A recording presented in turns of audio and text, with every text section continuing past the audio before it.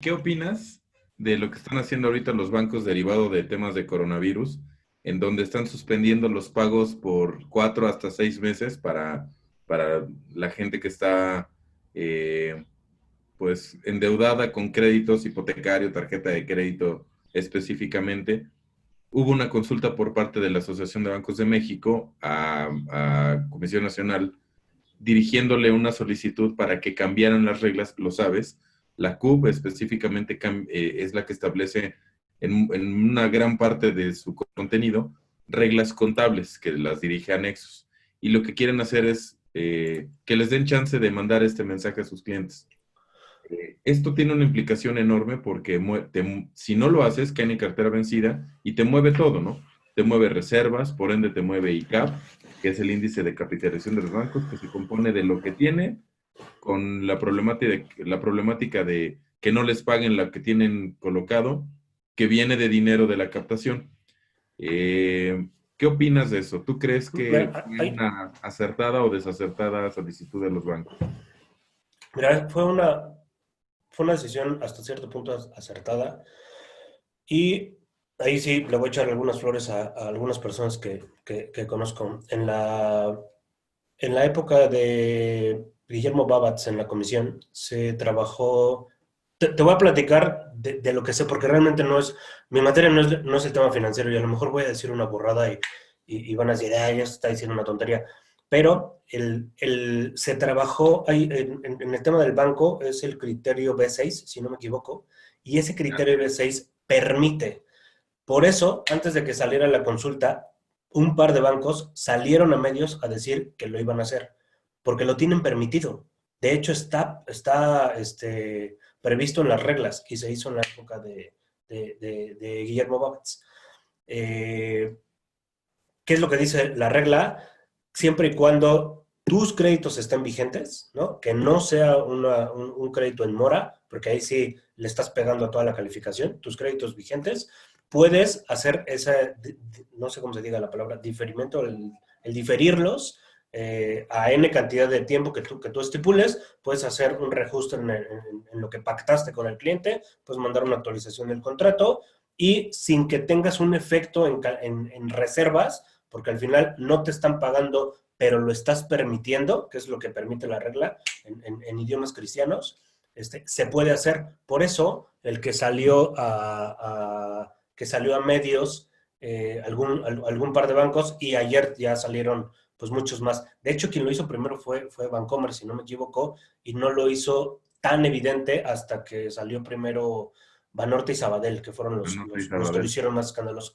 Pero de fondo es ese. O sea, la realidad es, se pensó hace algún tiempo, afortunadamente no se pudo dar, se pensó después de lo de la influenza, y qué bueno que no se había dado, ahorita se está dando, qué bueno que lo están haciendo, pero solamente le va a beneficiar a los que están al corriente en sus pagos y no necesariamente los que tengan por ahí algún adeudo de un periodo de impago, ¿no? Que se pueda considerar. A lo mejor no pagas completo tu tarjeta de crédito, pero la estás pagando, seguramente te van a dar la oportunidad de diferirlo o algo así. Oye, Javi, ¿qué te caga de una entidad financiera? Cuando me encuentro a gente como tú, que no es Maldito. cierto. Que me caga. No, la verdad es de que creo que más que me caigan gordas, al contrario, a mí siempre me gustó ir a las entidades financieras, pero no dejas de ser alguien ahora, y voy a hablar con las dos cachuchas, no dejas de ser alguien que al final eres autoridad y que vas a ir a buscarles lo que está mal, y del otro lado, les vas a ir a decir cómo hacer las cosas cuando necesariamente ellos son los que deberían de saber hacer las cosas, y que por más que les digas, a ver, no, esto no se hace así, se hace acá. Entonces, el lidiar con personas no necesariamente agradables es lo que cuesta más trabajo. Creo que en todas las entidades se aprende muchísimo y te encuentras a grandes personas, gentes con mucha capacidad, que es lo que da el valor. O sea, realmente me molesta más ir en el tráfico a Santa Fe que ir a cualquier otra entidad financiera. Muy bien. Entonces queda claro que a Javier Montaño, ex DG operativo, le cagaba ir a Santa Fe. Yo creo que varios se van a Hasta la unir a fecha, ¿eh? Yo No lo sé, niego. en mi caso ya es diferente porque yo vivo cerca, pero sí compartía el mismo desánimo que tú. Oye, cuéntanos una anécdota que sea publicable para ti, de lo que te pasó mientras eras funcionario o si no ahora en tu nueva función como socio de Arctic Capital, que quisieras compartirnos, de lo que quieras. O ¿Una sea, anécdota de qué? no vayas a hablar de tus problemas de disfunción sexual, de problemáticas de continuidad de negocio, de lo que quieras, mentiras financieras. Mira, hablando del tema de continuidad operativa, o sea, por muy burdo que sea, hace algunos años, cuando empecé a hacer las pruebas de continuidad operativa, o sea, la realidad es de que quien podía hacer las pruebas reales en una entidad financiera, pues era la comisión, ¿no? O la propia entidad financiera. Las pruebas en una entidad que iba iniciando operaciones, pues era más fácil porque pues, no pasaba nada si se descomponía algo. A ti te tocó varias veces. Y sí, la realidad es de que la primera vez que yo fui a una prueba de este tamaño y que alguna de las personas de la vieja guardia de la comisión me dijo, vente, vamos a probar el plan de continuidad de operaciones. Fui y literal me asomé atrás del rack de los servidores y desconecté el servidor de la base de datos de la corriente eléctrica.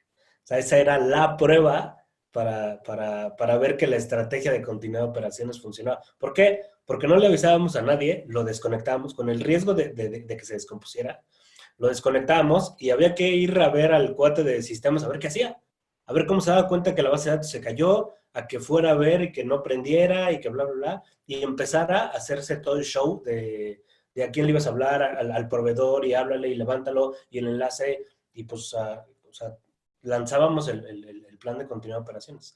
Esa realmente eran de las pruebas más divertidas. Ya con el paso del tiempo, ya dábamos de baja bases de datos, ya un poquito más perdón, pero es que hay un niño que se está metiendo aquí a la recámara. También nos están hackeando desde la Ándale, montaña. ahora nos están hackeando en vivo. Y la verdad es que es una anécdota muy padre de compartir porque pues, no cualquiera lo podía hacer y cuando lo llegábamos a hacer era inclusive muy divertido, eran las pruebas. Ahora, o sea, el día que hacíamos las pruebas de continuidad operativa, nos tardábamos, o sea, empezábamos en la mañana y nos daban las 11 de la noche y no nos podíamos recuperar porque no necesariamente se probaba bajo escenarios de estrés, ¿no? Teniendo a una autoridad, el cuate que estaba atrás de ti preguntándote que si sabías hacer las cosas o no, el que te pusieras nervioso, ¿no? Nos tocó en entidades que estaban a punto de correr a alguien porque se puso muy nervioso y al final le decíamos, no, mira, no es así. Les ayudábamos inclusive hasta recuperar el trabajo de que no se los tronaran porque pues es que sí, hasta cierto punto somos agresivos, pero es para reflejar un nivel de estrés, ¿no? Y ver que realmente sabes de lo que me estás diciendo. Al final, ¿no? Por ahí está Arturo y hay alguien más de la comisión. Al final es tu responsabilidad decir si pasa o no pasa. Entonces, tienes que buscar el cómo no y que te reflejen que realmente es un cómo sí, ¿no? Esas son anécdotas muy interesantes. Fíjate que nos hacen un par de preguntas aquí y Arturo ya nos manda saludos. Hay una que me llama mucho la atención porque además en alguna ocasión tú y yo la platicamos. Y nos pregunta Jorge Tavares, ¿cómo van a realizar la supervisión de nubes como Amazon? Y esto es algo que tú ya hiciste, recuerdo que alguna vez lo platicamos. La mayoría de la gente dice, es que si es en la nube es virtual, pero hay algo que hay que aclarar, ¿no? Todo tuyo. Mira, no es de que viajes a las instalaciones de Amazon. De hecho, parte de lo que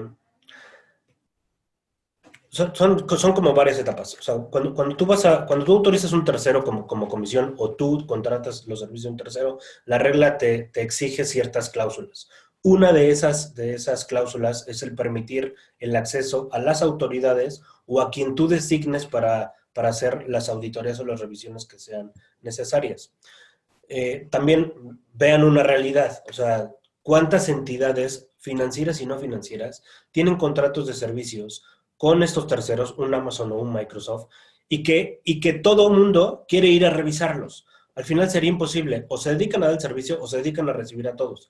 Entonces, parte de lo que se estipula en esos contratos y parte de lo que se acepta en las reglas es que tú puedas confiar hasta cierto punto en los dictámenes que hace un tercero sobre el cómo se está comportando el tercero que tú tienes contratado, un tercero independiente. O sea, por ejemplo, que LSA vaya y audite Amazon y que pueda decir en México, todas las entidades de México que me contrataron a mí como LSA cumplen con todos estos requisitos. Eso existe, hay estándares, ¿no? Es el ASE 16, si no me equivoco. Antes se llamaba SA 70.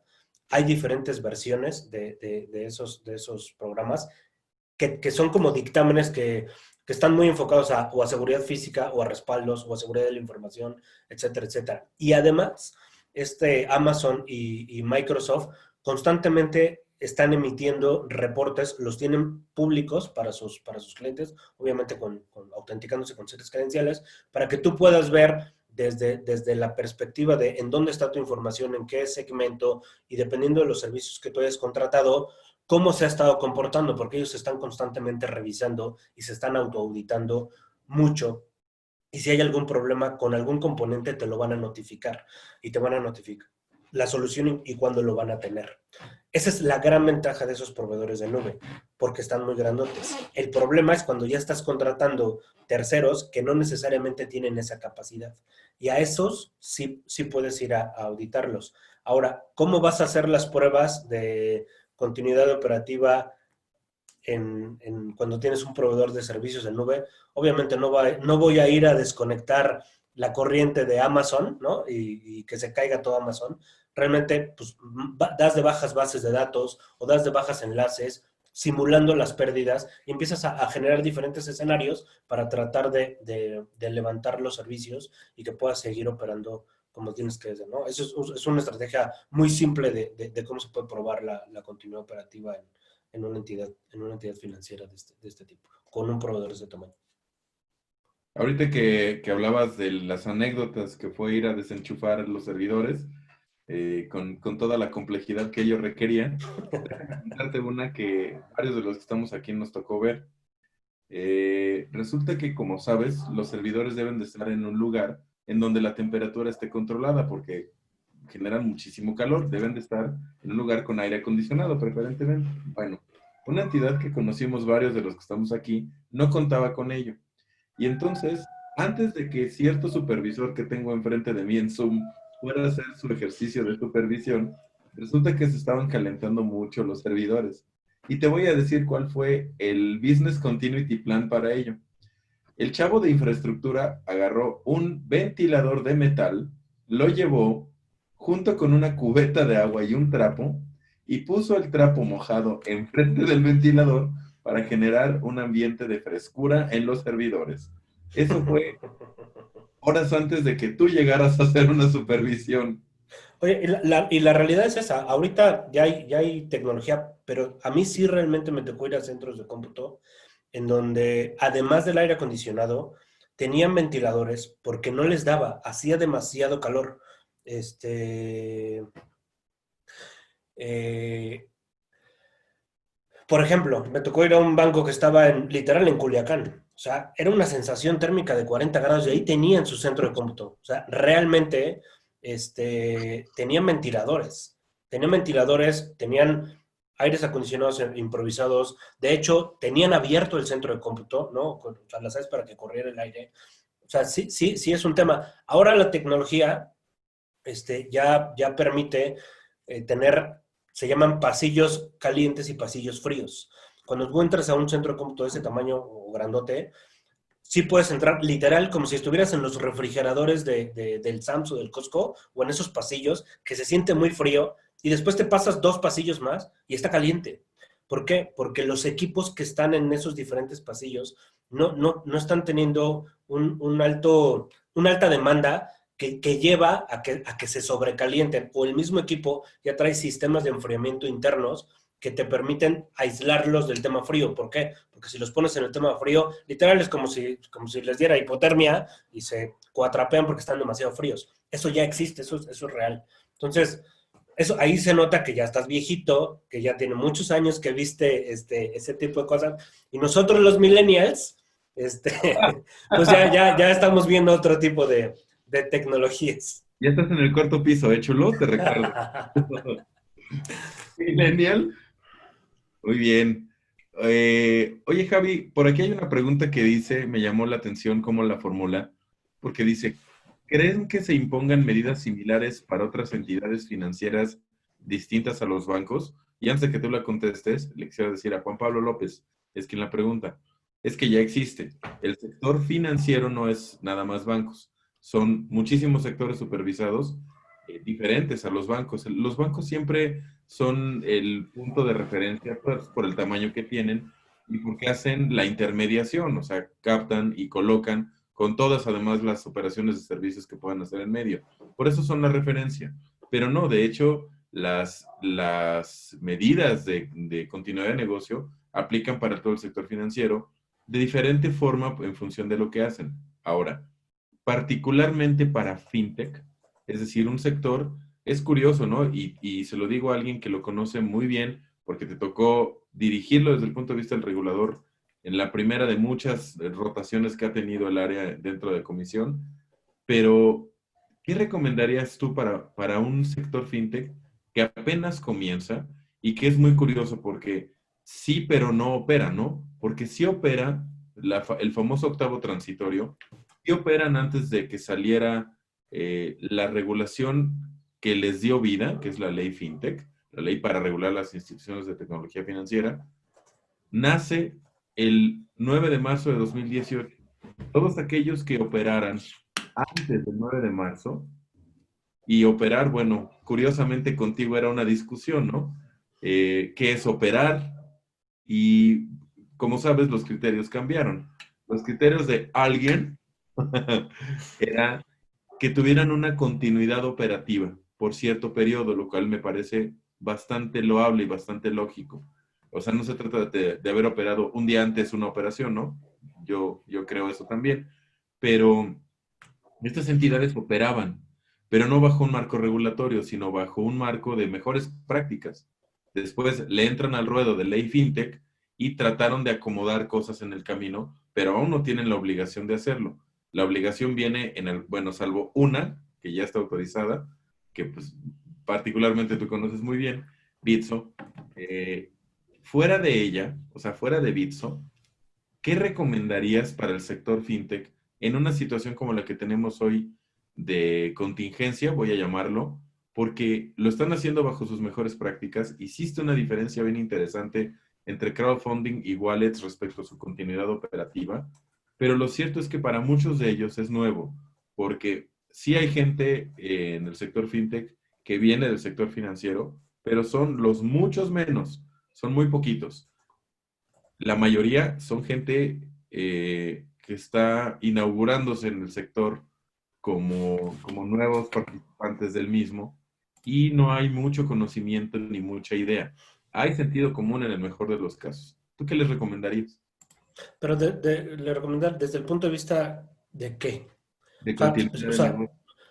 es que al final velo como la metáfora que les ponía de la tintorería. O sea, la continuidad del negocio va a depender mucho de qué tanto te quieras mantener, porque no hay una sola crowdfundera o una sola wallet. Hay 60 crowdfunderas y 60 wallets. Si tú no operas o dejas de operar, el mercado al que se están dirigiendo es tan volátil que si yo ya no tengo la wallet A, pues me creo una cuenta en la wallet B y dejo de operar la wallet A porque me falló, que esa es la otra. Quien está utilizando los servicios tanto de crowdfunding como de wallet es gente que ya no se va a esperar 15 minutos a que le resuelvas. O sea, es gente que, no sirves, adiós, saco mi dinero y me voy a otra. No sirves, es la última vez que le entro una campaña contigo y allá hay otra que tiene campañas de las que me interesan, muy similares a las que vi contigo, y me voy a ir a operar a otro lado. Creo que esa también es un tema a considerar. Ya no es de que, no, como nuestros papás o, bueno, en tu caso, por la edad que tienes, que no, yo siempre voy a tener mi dinero en este banco porque es con el que me identifiqué desde hace muchos años. Pues no, o sea, realmente ya está siendo muchísimo más versátil, ¿no? Creo que ahí la importancia de la continuidad operativa porque te estás enfrentando a un mercado que no necesariamente es el mercado cotidiano. O sea, ahora sí, es el mercado millennial y los que vienen, porque son ya los que vienen, que necesitan las cosas así, rápido, son los que el onboarding digital lo van a aplaudir, aunque sea un tema muy complicado de hacer, ¿no? Para los que estamos metidos en todo esto, pero lo van a aplaudir de que ir a una sucursal, qué bueno que no tiene sucursales, o sea, no quisiera ver una sucursal de una fintech en ningún lado, ¿por qué? Pues porque no necesito ir, ya todo lo puedo hacer remoto. Esas exigencias son las que te pueden dar el qué tanto debo de invertirle a mi negocio para mantenerlo operando. Deja tú mantener una continuidad operativa, mantenerlo operando y brindar el mismo servicio a mis clientes, porque lo que van a buscar es el tener acceso a su información o a su plan o a su inversión o a su wallet y en tiempo real. O sea, no me voy a esperar, ¿no? Y eso está haciendo que entidades muy grandes, ¿no? Estén compitiendo contra eso, o sea, ni siquiera están compitiendo por un número de clientes, están compitiendo por siempre estar arriba, por tener los mejores beneficios, por tener los mejores convenios, porque puedas hacer todos los pagos, porque no vayas a las sucursales, eso es lo que está generando el tema de las reglas fintech, y pues de ahí, si lo mantienes arriba todo el tiempo, pues vas a estar dentro de la competencia. Muy No sé bien. si a eso te referías. Sí, correcto. Decía Juan Pablo que además del sector fintech, ¿cuál es el panorama para entidades no reguladas? ¿Cuál ves que es el panorama para entidades no reguladas? Mira, al final, yo creo que las entidades no reguladas, te voy a poner un ejemplo, las SOFOM no reguladas, que son las que, o algunas APIs, ¿no? Que están ahí medio compitiendo desde afuera, vamos a llamarle así, en el sector financiero. Ya hay reglas muy claras en temas de prevención de lavado de dinero, ¿no? Son muy fuertes. Y en el tema del onboarding digital. En el tema del onboarding digital, que les están permitiendo la apertura de créditos, ¿no? Remotos, ya les están exigiendo temas de seguridad, no necesariamente están descritos, están parafraseados, están muy genéricos en las reglas, que permite decirte sí o no te autorizo que puedas tener esta apertura de cuentas remotas. Y son entidades no reguladas, ¿no? La única regulación que les aplica es el tema de prevención de lavado de dinero, pero de ahí se desprenden algunas otras que te van a estar permitiendo exigirles que tengan ciertos niveles tanto de seguridad como de continuidad operativa. Y regreso a lo mismo, si estas empresas no se suben al barco, se las van a comer. Entonces, o sea, tú vas, hace algunos años nos tocó ir a preguntar por un crédito a una agencia automotriz y te dicen, mira, tengo estos, pero de mi financiera tengo estos, ¿no? Y no entrabas, no te daban la calificación, te tardaban 5 días, te hacían regresar contra una que te lo va a dar en ese momento y prácticamente te lo da autorizado y te pueden inclusive dar el auto en el mismo día. Si no se suben, van a tronar. Y Muchas ahí, gracias, Javier. y ahí, perdón, y ahí con independencia de que estén reguladas. O sea, al final ya no es de que tengan que estar reguladas o no, sino la exigencia que van a tener del mismo mercado. Perdón, Juan Pablo. Claro, Adelante. perfecto. Perdón, disculpa que interrumpa. Digo, si puedo hacer una intervención. Hola a todos. Eh, sí, justamente, bueno, esa es una de las inquietudes que tenemos porque, bueno, era una que ya teníamos desde antes de este tema de la contingencia, que pensando en poder ampliar el monto de las operaciones que se pueden transaccionar a través de un onboarding remoto, pues bueno, está la parte del cumplimiento del anexo 2 para tener esta entrevista que es en tiempo real y bueno, con esta serie de requerimientos técnicos que es un poco complejo de implementar tanto para las entidades como para los usuarios, ¿no? Que tengan un equipo, digo, buscando un tema de inclusión financiera, pues que tengan acceso a Internet, que tengan tanta capacidad o tantos megapíxeles el celular, una conexión ininterrumpida y toda esta parte, ¿no? Bueno, eso sería como una de los temas que ya hemos estado revisando con anterioridad. Y pues bueno, sabemos que también con el movimiento que hubo en la comisión, que cambiaron, que acaba de entrar el maestro Juan Pablo Graffi, entonces, pues bueno, ya está un movimiento aquí que antes estaba en la UBA, entonces como estas dos entidades trabajan en conjunto, pues justamente creo que se quedaron on hold esta parte que tenían de hacer las modificaciones al anexo 2, en general para todas las entidades, ¿no? Que justo para, pues si no evitar el requerimiento de la entrevista en tiempo real, pues establecer controles compensatorios para la autorización especial, ¿no? En la que se pueden ofrecer mecanismos distintos. ¿En qué sector estás, Juan Pablo? Soy yo de Quesky, es una Ok. SAPI SOFOM no regulada y nos dedicamos al microlending online. Uh-huh. Hay ya se está discutiendo, la comisión generó una propuesta de cambio, la presentó a la ABM. Obviamente la primera regla de todo el onboarding digital se hizo para bancos, entonces están modificando conforme fueron emitiendo, y eso va a permitir que la modificación a otras reglas sea más fácil. Ya hay una propuesta en la ABM, se están generando comentarios. La verdad, ahí desconozco el hecho de ya no estar en la comisión. Hay información que tienes ahí un poquito de gap. Desconozco si ya regresaron los comentarios a la comisión, pero las modificaciones a esa regla te llevan a que ya no necesariamente la entrevista sea en línea, puede ser remota y con algunos robots. Y si tienes algún cumplimiento de algunas características técnicas, puedes rebasar los límites que están estipulados para las N3 y N4 que quedaron en esas reglas las conocemos como las de robo de identidad. Si no recuerdo, te limitaban a dar hasta 30,000 UDIs de crédito o 60,000 UDIs de crédito, la verdad. No recuerdo si 30,000 era en saldo y 60,000 en crédito. Pero al final, si cumples con esas reglas, ya puedes saltar ese límite y ya puedes dar créditos más altos. Obviamente eso se está haciendo para bancos. Yo, dando una opinión del estar dentro de la comisión y de estar fuera, yo creo que no lo van a dejar tan libre para todos los sectores, porque no todos los sectores tienen el mismo nivel de regulación. Están haciendo una mezcla también de lo que salió para las fintech, para el onboarding digital de las fintech. Ya están metiendo robots, ya no necesariamente está haciendo en línea, ya están pidiendo validaciones de INE, están pidiendo validaciones biométricas, te están permitiendo ir no solo con el INE, sino con otras entidades que te puedan dar ahí acceso a una base de datos biométrico. O sea, ya está haciendo una apertura, pero se tiene que hacer también con mucho cuidado, porque al final, por todo lo que sucedió, y pues al final es el INE, no necesariamente despegó como se quería despegar. Entonces van con cierta cautela, pero creo que lo valioso de esto es que ya se dieron cuenta que eso es necesario hacerlo ya, ¿no? Y ahorita, en estos días, pues qué mejor ejemplo de no ir a las sucursales, ¿no? Claro, sí, justamente. Muchas gracias, Javier.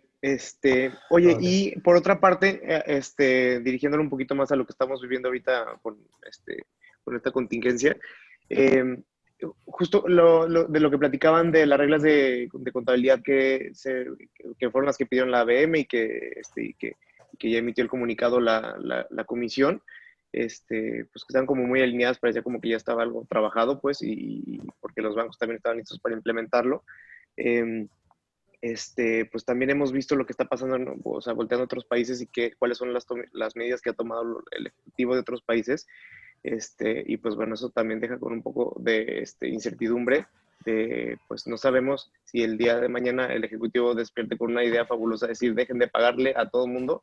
Y queríamos preguntarles cuál es su opinión, creen que esto pueda pasar. Digo, partiendo de un Estado de Derecho, pues esto no es factible, pero también comparándonos con... O sea, al final debe haber reglas muy claras al interior de las entidades. O sea, una cosa es lo que sale en medios de vengan, acérquense y yo les voy a diferir todas sus deudas, contra la realidad. Acuérdate que ahí también juega mucho el marketing, ¿no? Y lo que está sucediendo de ayer o de hace 2 días a la fecha, ahorita ha sido marketing.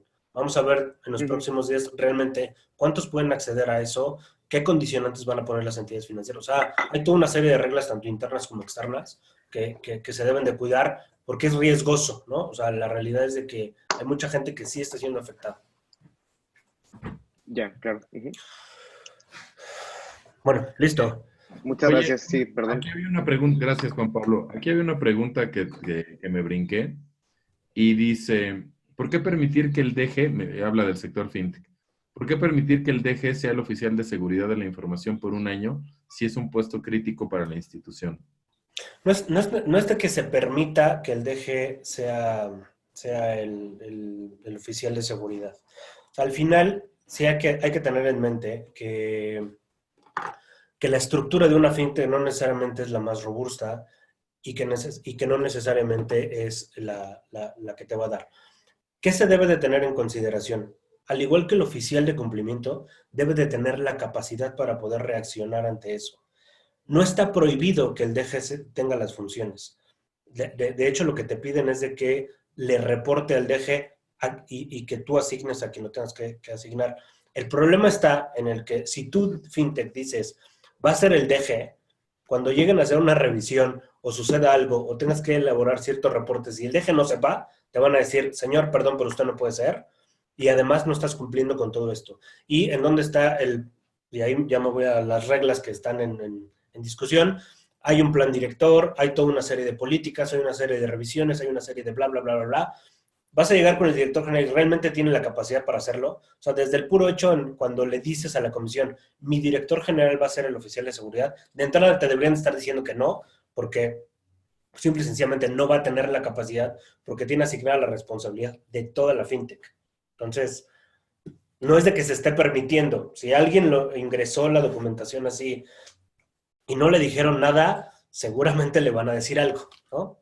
Y fíjate, hablando de anécdotas, algo que yo he notado del sector fintech es que creen que no van a pasar las cosas o creen que es exagerado y creen que CNBB no tiene el derecho de veto de hacer un montón de cosas específicamente por lo que a funcionarios se refiere. Hablando de anécdotas, no sé si a ti te tocó verlo, pero en una entidad en la que yo estuve, estábamos echándola a andar, es decir, estábamos en la solicitud de autorización para el funcionamiento y organización como banco. Uno de los funcionarios, un director, abajo de director general, tenía serios problemas en el buró de crédito. Es decir, me llama mucho la atención cuando la gente dice es que estoy en buró, ¿no? Todos estamos en buró, con referencias positivas o negativas, pero todos estamos en buró. Bueno, este cuate estaba en buró, pero yo creo que estaba en el buró hasta del Ministerio Público, le debía a todo mundo.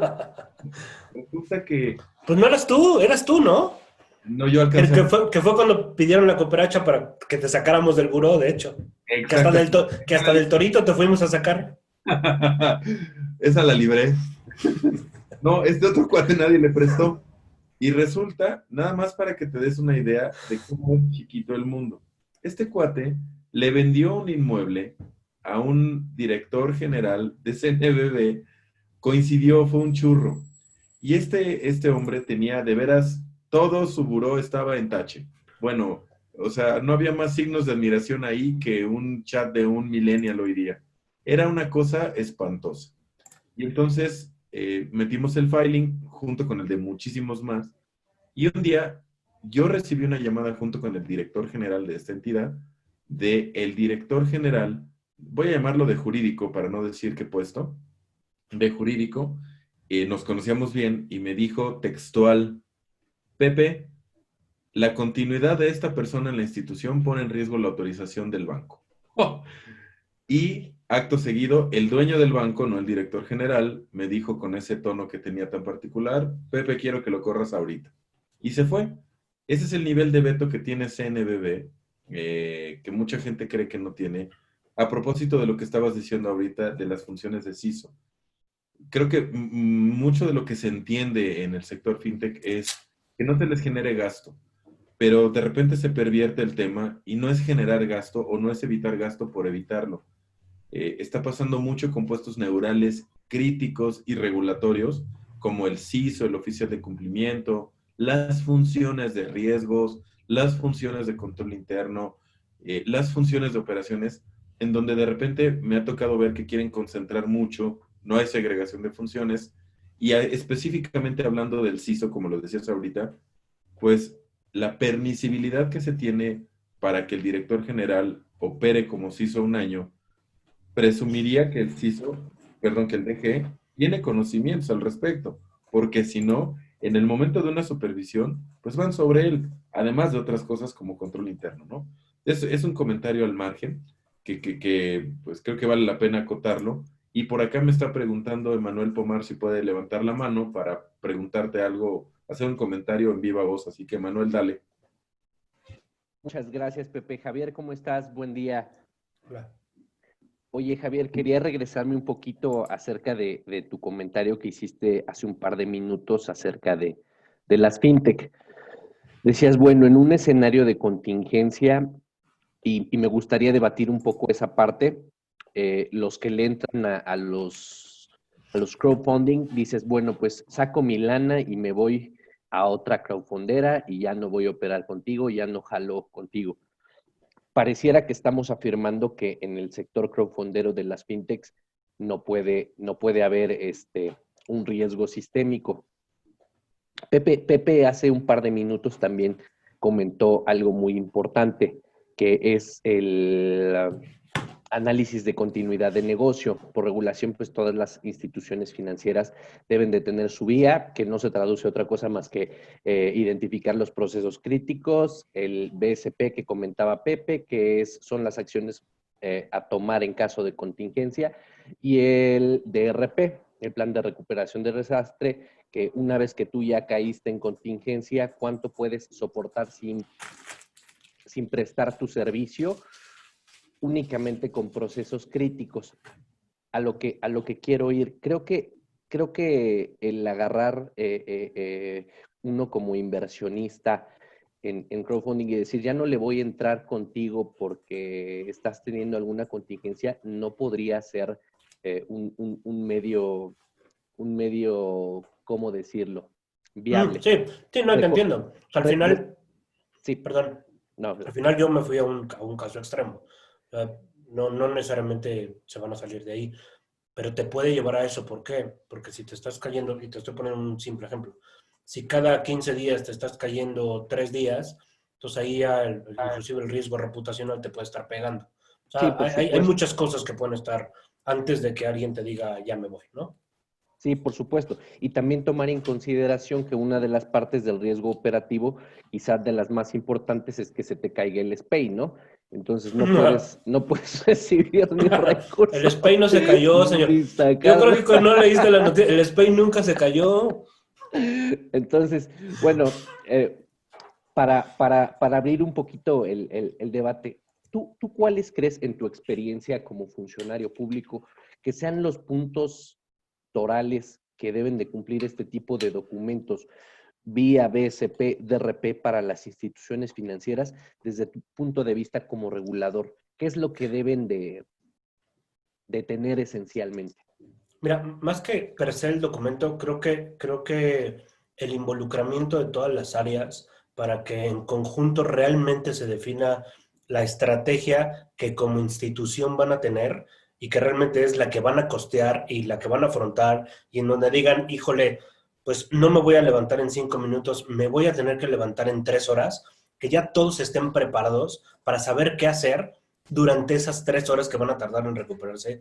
Como que el definir una estrategia y después aterrizarla en documentos y después aterrizarla en contratos con terceros o servicios que puedas contratar para que te puedas levantar, creo que es fundamental. Y también el realmente identificar los riesgos que sí te pueden pegar, o sea, los riesgos que se te pueden materializar real. Te estoy diciendo, el riesgo reputacional, sí, pero el riesgo reputacional me va a pegar cuando ya me caiga, ¿no? O sea, el riesgo real de tu operación, con quién lo tengo contratado, realmente le estoy invirtiendo, realmente el tener el servidor abajo de mi escritorio me va a dar para levantarme y que le esté echando aire todos los días, o realmente sí tengo que comprar un aire acondicionado, y desde ahí te puedes ir hasta contratarte con Amazon o Microsoft.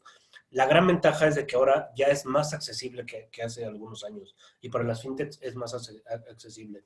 Entonces, realmente el definir qué quiero para mi negocio, el que todas las áreas estén involucradas, el que todos reflejen la importancia de cada una de las áreas y que todos aporten a lo que realmente es importante para el negocio y para los clientes, sea crowdfunding o sea IFP, con el objetivo que cada una de esas tenga, creo que partiendo de una estrategia de ponerse de acuerdo entre todos, es lo que va a ser la gran diferencia.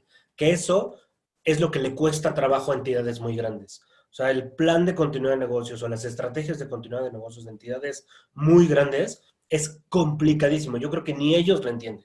O sea, es extremadamente complicado y cuando sucede algo, en verdad hay muchas personas que ni siquiera saben qué hacer.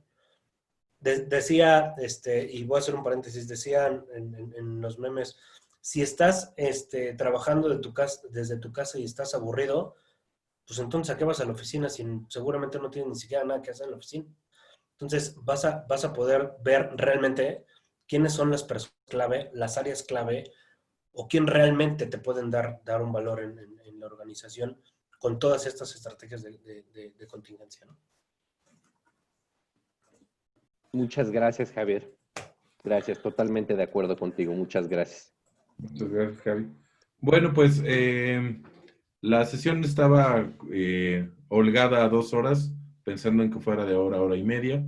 Si alguien más quiere hacer alguna pregunta o Javi quiere cerrar con la sesión, adelante. Yo lo único que quisiera rescatar de todo esto es la importancia que hay de todo lo que has comentado. Me parece que la frase más, y no por simple es menos importante, seguir atendiendo y seguir operando, abriendo y atender a tus clientes, lo dijiste. Y yo creo que esa es la raíz de que exista un plan de continuidad, ¿no? ¿Para qué quieres ese plan de continuidad si lo que buscas es, pues, seguir generando negocio? ¿Y cómo vas a generar ese negocio? Pues cuidándote y cuidando a los que te lo dan. Yo quisiera nada más pedirte, Javi, ¿cómo cerrarías esto? ¿Qué le dirías al sector pues que sabes que existe, no nada más el bancario, que es, insisto, el más representante, ni el fintech, que es el de modas, sino, como comentaba hace ratito Juan Pablo, hay otros sectores que a mí me llama mucho la atención cuando hablan de SOFOM ENR, o sea, entidades no reguladas. Eso significa entidades, se le llaman también las entidades no bancarias que prestan, ¿no? Las SOFOMES ENR, sus siglas son por entidad no regulada, y es muy curioso porque a diferencia de una SOFOM ER, las diferencias fundamentales son 2 cosas. Si tiene vínculos patrimoniales con un banco, es decir, que el banco sea su mamá o que un banco sea su hermano. Eso lo convierte en ER, o que tenga en bolsa, es decir, que sea una empresa pública y cotice. Si no cae en estas 2, se considera ENR, entidad no regulada. Sin embargo, para efectos de prevención de lavado de dinero, la regulación es exactamente la misma de una con otra. Es decir, esa entidad realmente sería EPR, entidad poquitamente regulada. Entidades como estas que parece que no tienen regulación, aunque sí la tienen, además de la de transparencia por Conducef, que también es full, así como estas, hay muchísimas otras, muchas otras, que son fintech en el amplio sentido de la descripción fintech. Muchas, que no caen en wallets, que no caen en crowdfundings y que están en aparentemente un limbo o una zona gris, en donde su interés, definitivamente tal cual lo dijiste, es si quieres seguir operando y que no te coma la competencia, pues, y no puedes abrir, tienes que ver cómo le vas a dar seguimiento de manera remota, ¿no? Yo quisiera preguntarte, con esto en mente, ¿cuál sería una recomendación que pudiera ser genérica? Y por genérica no me refiero al señor de la tiendita, ¿no? Sino para un sector que tiene o que busca servicios financieros de alguna manera, que pueden ser increíblemente ahora regulados o no tan regulados, ¿no? ¿Qué les dirías?